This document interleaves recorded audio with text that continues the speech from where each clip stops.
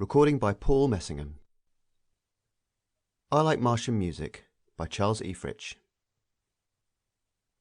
Longtree played. His features relaxed into a gentle smile of happiness, and his body turned a bright red-orange.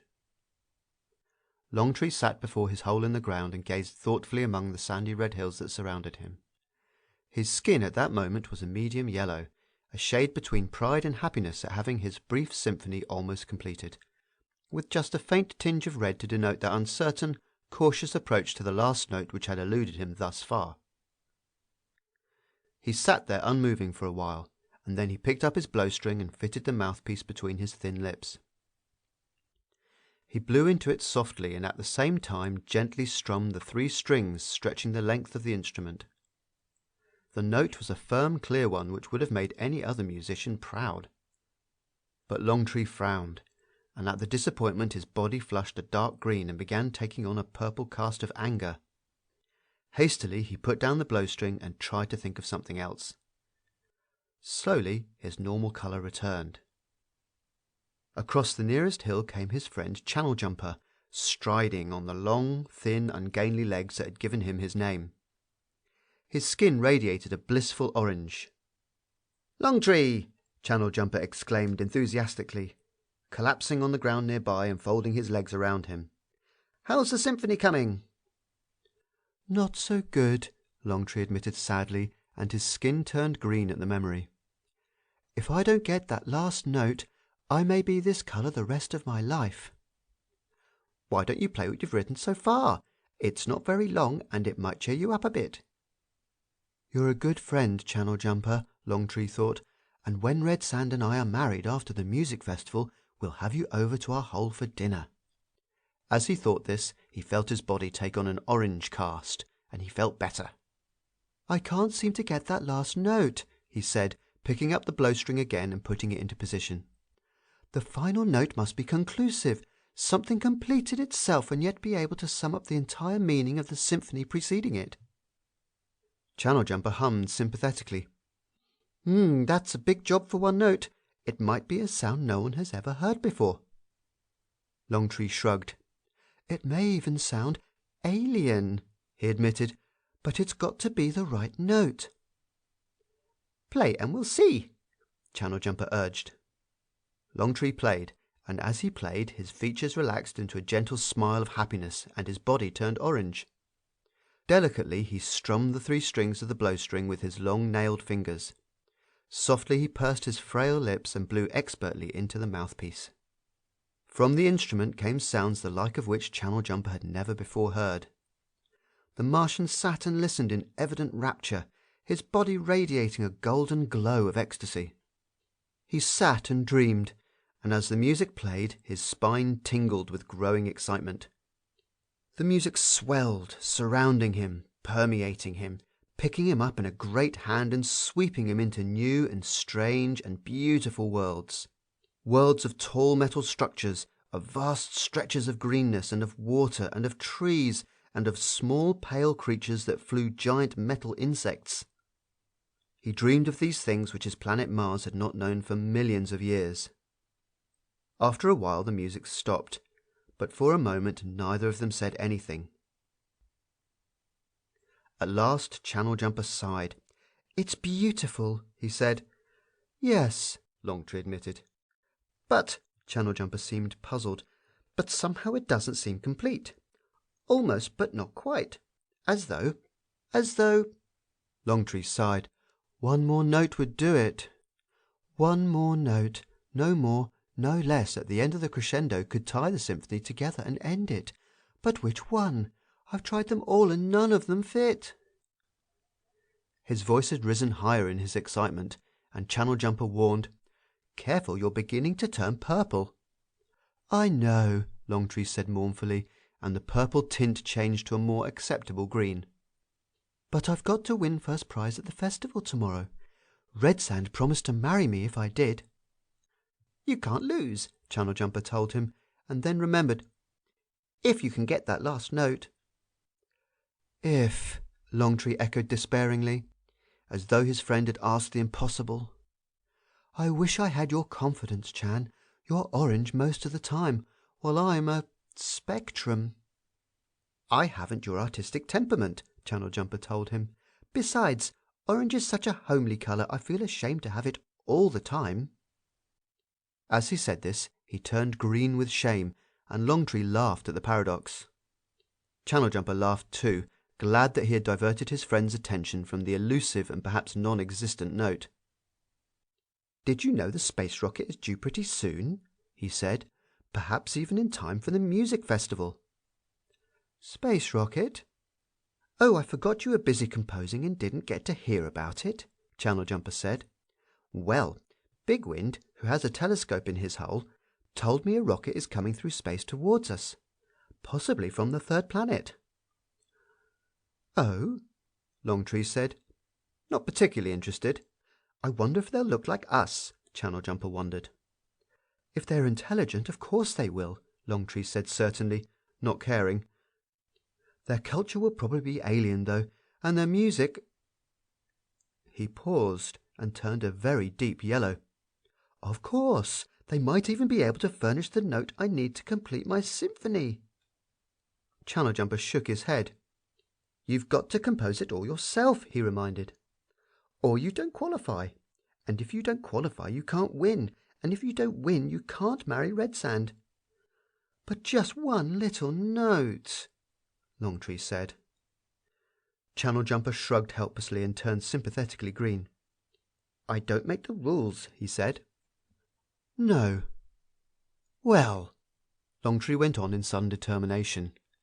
I'll find that last note if I have to stay permanently purple. Channel Jumper shuddered jestingly at this, but remained pleasantly orange. And I'll leave you alone so you can get to work, he said, unfolding himself. Goodbye, Longtree said, but Channel Jumper's long legs had already taken him over to the nearest sand dune and out of sight. Alone, Longtree picked up the blowstring once more, placed it against his stomach, and gave out with a clear, beautiful, experimental note which was again not the one he desired. He still had not found it an hour later, when the sound came. The sound was a low, unpleasant rumble, a sound lower than any Longtree had ever heard, and he wondered what it was. Thinking of it, he remembered he had seen a large flash of fire in the sky a moment before the roar came. But since this last thought was clearly not likely at all, he dismissed the whole thing as imagination and tried to coax some new note from the blowstring. A half-hour later, Channel Jumper came bounding excitedly over a sand dune. "They're here!" he cried, screeching to a halt and emitting yellow flashes of colour. "Who's here?" Longtree demanded, turning violet in annoyance at the interruption. "The visitors from space," Channel Jumper explained. "They landed near my hole. They're little creatures, only half as big as we are, but thicker and grey-coloured." "Grey-coloured?" Longtree repeated incredulously, trying to picture the improbability. "But only on the outside," Channel Jumper went on. "They have an outside shell that comes off, and inside they're sort of pink-orange." "Aha!" Longtree said, as though he'd suspected it all the time. "Evidently they wear grey suits of some kind, probably for protection." "They took them off anyway," Channel Jumper said, eager to impart his knowledge. "And they were sort of pink-orange underneath. There are only 2 of them, and one has long hair." "Strange," Longtree mused, thinking of their own hairless bodies. "Wonder what they want." Channel Jumper shrugged to indicate he didn't know. "The short-haired one followed me," he said. Longtree felt the chill blue of fear creep along his spine, but immediate anger at himself changed it conveniently to purple, and he was certain Channel Jumper hadn't noticed. When he had controlled himself, he said, "Well, it doesn't matter. I've got to get on with my symphony. That last note." "He's here!" Channel Jumper announced. "What?" Channel Jumper pointed eagerly, and Longtree's eyes followed the direction to where the alien stood at the top of a nearby dune, staring at them. Longtree could feel his skin automatically turning red with caution, blending with the sand while the ever-trusting Channel Jumper remained bright orange. "Good gosh!" the alien exclaimed. "Not only do they look like modified grasshoppers, they change colour too." "What'd he say?" Longtree demanded. "How should I know?" Channel Jumper said. "It's in another language." "And its voice," Longtree exclaimed, almost disbelieving it. "Low, lower than even our drums rumble." "And they talk in squeaks yet," the alien told himself aloud. Longtree regarded the alien carefully. As Channel Jumper had said, the creature was short and had close-cropped hair on its head. The legs were brief and pudgy, and Longtree felt a shade of pity for the creature who could obviously not get around as well as they. It was undoubtedly intelligent, the space rocket testified to that, and the fact that the creature's skin color stayed a peaceful pink-orange helped assure Longtree the alien's mission was friendly. The alien raised a short arm and stepped slowly forward. "I come in peace," he said in the language they could not understand. "My wife and I are probably the only humans left alive. When we left Earth, most of the population had been wiped out by atomics. I think we were the only ones to get away." Longtree felt his redness subside to orange, and he wondered idly what the alien had said. Except for a natural curiosity, he didn't really care, for he remembered suddenly the symphony he had to finish by tomorrow if he were to marry Redsand. But there was the element of politeness to consider, so he nudged Channel Jumper. "Don't just stand there. Say something." Channel Jumper flustered and turned several colors in rapid succession. He stammered, "Welcome to our planet, O visitor from space," and motioned the alien to sit down. "That's not very creative," Longtree accused. "What's the difference?" Channel Jumper pointed out, "when he doesn't understand us anyway." "You guys don't really look like grasshoppers," the man from Earth apologized, coming forward. "It's just the long legs that fooled me from up there. Boy, am I glad to find somebody intelligent on Mars. From the air, we couldn't see any cities or anything, and we were afraid the planet didn't have any life. I wish we could understand each other, though." Longtree smiled pleasantly and wished the creature would go away so he could search for the last note to his symphony. He picked up his blowstring so the alien wouldn't sit on it. "Play for him," Channel Jumper suggested, seating himself by segments. "Just the last part to see how he reacts. Music is universal, you know."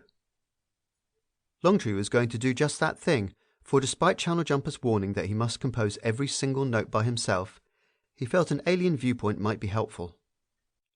He started playing. Channel Jumper sat dreaming, glowing radiantly, but the alien seemed somewhat perturbed by the music and fidgeted nervously. Could it be, Longtree wondered, that the incredible beauty of his composition might not translate acceptably to alien ears? He dismissed the thought as unlikely. That's a bit high, isn't it?" the creature said, shaking his head. Lost in the sweeping melodies, neither Longtree nor Channel Jumper paid any attention to the meaningless syllables. Longtree played on, oblivious to all else, soaring toward the great screaming crescendo that would culminate with the missing note. Vaguely, he became aware that the creature had gotten up, and he turned a small part of his attention to the action. Longtree smiled inwardly, pleased, and turned yellow with pride to think that even a man from another planet should so appreciate his symphony that he got up and danced a strange dance, and even sang to the music. The alien held onto his ears and leapt erratically, singing, No, stop it. It's too high. My head's bursting." Channel Jumper too seemed pleased by this show of appreciation, though neither of them understood the words, and Longtree swept into the final notes of the rising crescendo with a gusto he had not previously displayed. He stopped where he'd always stopped. And the final note came. It startled the Martians. Then the realization swept over them in glad tides of color. The symphony was complete now, with that final alien sound. Longtree could win both the festival prize and Redsand with it. The last note was a soft popping sound that had come from the creature from another planet. They looked to see him sagging to the ground, his head soft and pulpy. "My symphony's complete!" Longtree exclaimed jubilantly, a brilliant yellow now. But Channel Jumper's yellow happiness was tinged with green. "A pity," he said. "The creature had to give its life in exchange for the note." "I believe it really wanted to," Longtree said, turning solemn. Did you see how it danced to the music as though in the throes of ecstasy, and it didn't change colour once? It must have died happy to know it gave itself to a good cause. You could probably get by with claiming to use the creature as an auxiliary instrument, mused Channel Jumper, practical once more, and eliminate any claim he might have assisted you. But what about the festival? This one looks as though he doesn't have another note in him. There's the other one, Longtree reminded. The one with the long hair. We can save that one until tomorrow. Of course, Channel Jumper agreed, standing up. I'll go get it, and you can keep it safe here in your hole until tomorrow night. You're a good friend, Channel Jumper, Longtree began, but the other was already bounding out of sight over a sand dune. Blissfully he raised the blowstring into position and played the opening notes to his symphony. The alien lay unmoving with its head in a sticky puddle, but Longtree took no notice. He didn't even consider that after the festival he would never be able to play his symphony again in all its glorious completeness.